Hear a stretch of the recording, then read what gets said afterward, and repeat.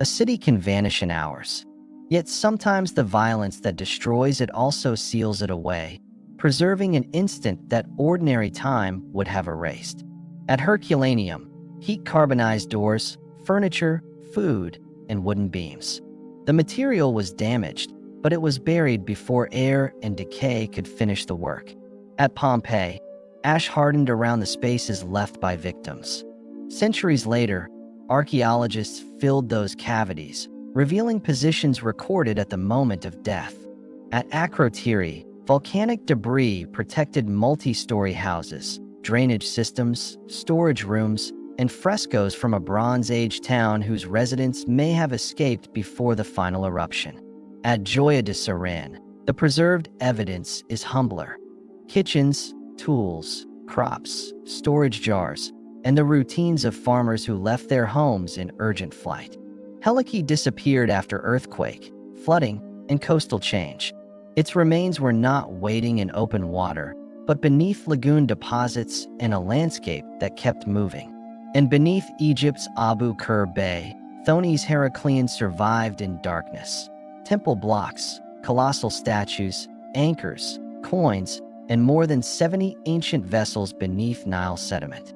These places are often called cities frozen in time, but they were never truly frozen. They were compressed, carbonized, waterlogged, buried, and slowly transformed into archaeological evidence. The first stop lies beside Mount Vesuvius.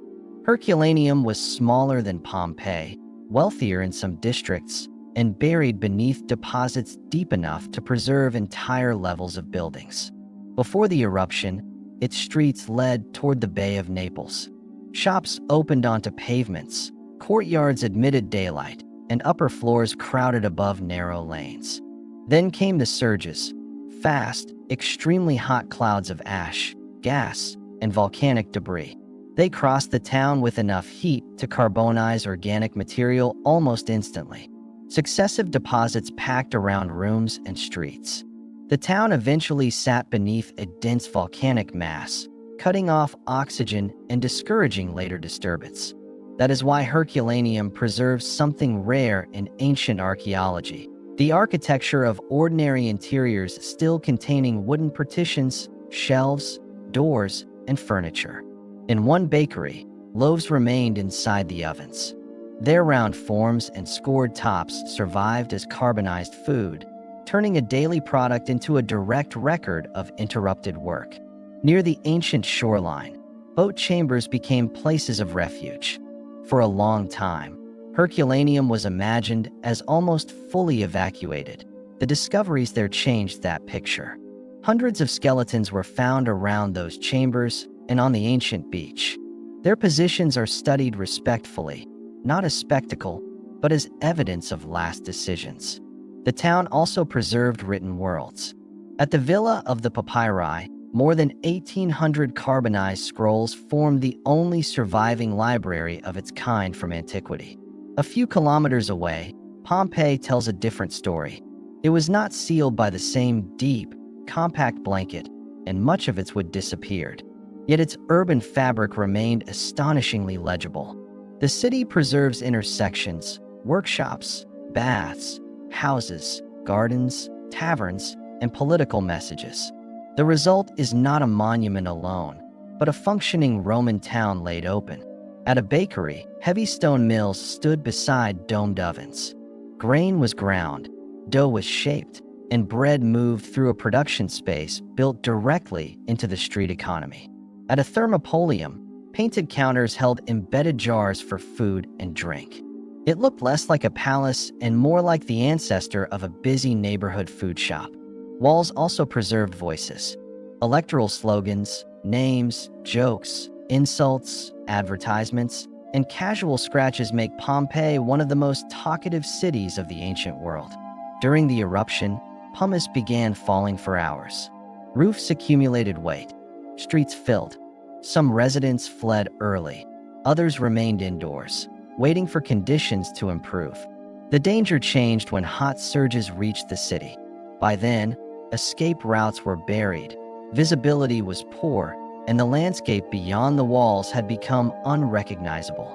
The famous human forms were discovered because decomposed bodies left voids inside hardened ash. In 1863, Giuseppe Fiorelli's team began filling selected cavities with plaster. What emerged was not a petrified body, but a cast of an empty space. Some molds contain bones, yet the visible surface is a modern archaeological intervention. Pompeii's deepest power comes from that combination: a city broad enough to map an economy, and intimate enough to show a loaf, a doorway, or a message left unfinished. More than 1,000 years before Pompeii, a settlement on Santorini faced another volcanic catastrophe. Akrotiri belonged to the connected maritime world of the Bronze Age Aegean. Its houses rose 2 and 3 stories. Streets were paved. Rooms were organized for storage, craft, food, ritual, and domestic life in a dense island town. Inside, staircases linked floors built with stone, timber, mud brick, and plaster. The architecture was sophisticated, but its surfaces still carried the imperfections of hand construction. Beneath the lanes, drains carried wastewater away. Bathrooms and sanitary installations reveal a level of planning that surprises visitors expecting only primitive ruins. The walls carried color. Frescoes showed ships, animals, landscapes, plants, and people, preserving not only decoration but the visual imagination of an island society. Imported vessels and local goods point toward trade across the Aegean. Akrotiri was not isolated. It belonged to routes connecting islands, Crete, and distant ports. Before the final eruption, earthquakes damaged the town. Walls were repaired, streets were cleared, and warning signs may have given residents time to recognize that the island was becoming dangerous. Almost no human bodies have been found, and valuable objects are not concentrated in abandoned rooms. Archaeologists therefore suspect an evacuation before the most destructive phase. That absence creates Akrotiri's central mystery. The town survived as architecture and art, while the people who made it may have escaped beyond the archaeological record. Across the world, Joya de Cerén preserves a very different society. This was not a monumental capital, but a farming community in what is now El Salvador. Around the year 600, an eruption from the nearby volcanic system covered the settlement rapidly. The ash protected fragile earthen architecture that rain would normally have destroyed. The village reveals how ordinary households were arranged: sleeping rooms, kitchens, storage buildings, work areas, and shared spaces connected by paths through cultivated land. Inside a kitchen, a grinding stone sat near bowls, jars, and a clay cooking surface. The importance lies in the relationship between objects, not in any single treasure. Fields survived too. Archaeologists found evidence of crops and planting patterns, allowing them to reconstruct how food production extended directly beyond the household walls. Storage jars, cutting tools, woven materials, and food remains show careful preparation for daily survival. This was a community organized around work, season, and shared knowledge. There were also communal and ceremonial structures. Daily life was practical, but it was not separate from belief, healing, gathering, and collective responsibility. When the eruption began, people appear to have left quickly. A meal remained unfinished, objects stayed in place, and paths preserved the logic of an urgent departure. No bodies have been found at the site. That makes Joya de Cerén less a scene of death than a rare map of ordinary life interrupted, abandoned, and unexpectedly protected. Helike changes the story again. The ancient Greek city stood near the Gulf of Corinth, on a coastline shaped by earthquakes, rivers, lagoons, and sediment. In 373 BC, ancient accounts describe a violent earthquake followed by flooding and tsunami. Buildings collapsed, the ground changed, and the city disappeared from its familiar landscape. Water then entered the low coastal area. What had been streets, courtyards, and sacred ground became part of a disturbed lagoon environment. Ancient writers said ships were carried inland and ruins could once be seen beneath the water. Over generations, however, rivers delivered more sediment and covered the traces. For centuries, searchers imagined a city waiting intact on the seabed. The modern investigation revealed a more complicated process: lagoon water, coastal movement, and burial beneath land. Sediment cores recorded the changing environment.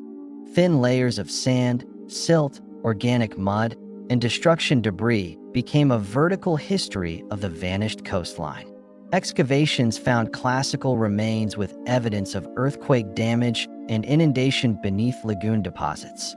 Helike was rediscovered not as a perfect drowned city, but as a buried event. The city later became linked with stories of divine punishment and even Atlantis. Those comparisons are evocative, but the archaeological evidence is powerful enough without turning speculation into fact. The final city lies underwater.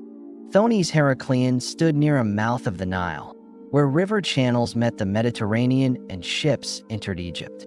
Before Alexandria rose to dominance, this port controlled movement between the Mediterranean and the Egyptian interior. Goods arrived, were inspected, taxed, stored, and transferred onward. The city was built across islands and waterways. Quays, canals, temples, warehouses, markets, and mooring areas formed a landscape shaped as much by water as by streets. Its religious importance matched its commercial role. The great temple of Amunius stood at the center of ceremonies linking Egyptian kingship, pilgrimage, and the annual rhythms of the Nile. For a long time, scholars treated Thonis and Heracleion as separate places, one Egyptian and one Greek. Inscriptions recovered from the site helped confirm that they were two names for one city. The ground beneath the city was unstable. Saturated delta sediments could lose strength during earthquakes, a process known as liquefaction, allowing heavy structures to sink or tilt. Sea level change, subsidence, earthquakes, waves, and collapsing ground did not erase the city in one theatrical instant. Different areas failed over time, and occupation gradually became impossible. Eventually, temples, houses, quays, and ships settled beneath water and sediment. The Nile mud that obscured the city also protected many surfaces from anchors, weather, and rebuilding. Finding the city required more than diving. Researchers surveyed a vast area with geophysical instruments, mapping anomalies before excavation revealed walls, statues, and wrecks below the seabed. In 2000, the team led by Frank Gaudio identified Thonis-Heracleion. One of the most memorable discoveries was the scale of its monumental sculpture beneath the water. The harbor also preserved an extraordinary concentration of vessels. More than 70 ancient ships have been located, though only a small number have been excavated in detail. Coins, jewelry, anchors, ritual objects, and temple fragments reveal a cosmopolitan port where Egyptian and Greek communities met through trade, administration, and worship. Across all 6 sites, the most valuable discoveries are rarely the largest. A door hinge, a cooking bowl, a drainage channel, or a ship joint can explain how a vanished community worked. Catastrophe preserved these cities unevenly. Heat destroyed even as it carbonized. Ash crushed even as it sealed. Water displaced even as sediment protected. They are not perfect photographs of the past. They are damaged records, shaped by disaster, burial, excavation, conservation, and the questions archaeologists choose to ask. Yet together they bring ancient life unusually close. Bread waiting in an oven, paint on a wall, crops beside a home, and ships resting where a harbor once moved. The communities vanished. Their streets changed, their coastlines moved, and their names were forgotten. But because destruction became a seal, what vanished still speaks.